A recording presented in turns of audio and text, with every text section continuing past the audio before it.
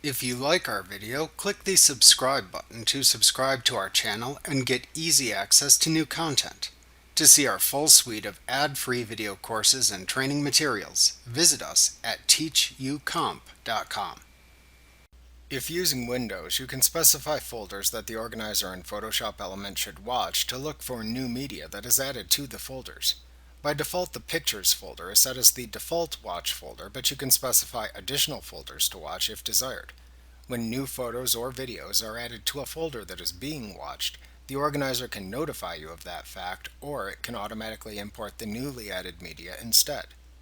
To specify watch folders and determine the action that the organizer should take when new media is added to a watch folder, select File, Watch Folders from the menu bar to open the Watch Folders dialog box. Ensure that there is a check mark in the Watch Folders and their subfolders for New Files checkbox.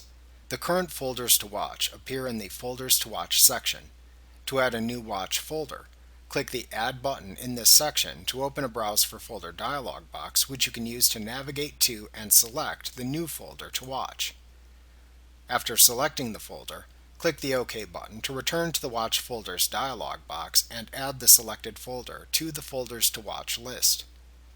To remove a folder from the Folders to Watch list, click the name of a watched folder in the list, and then click the adjacent Remove button. To determine the action that the organizer should take when new media is added to a watched folder, select the desired option button for the associated action you prefer within the When New Files Are Found in Watched Folders section. The options are Notify Me or Automatically Add Files to Elements Organizer.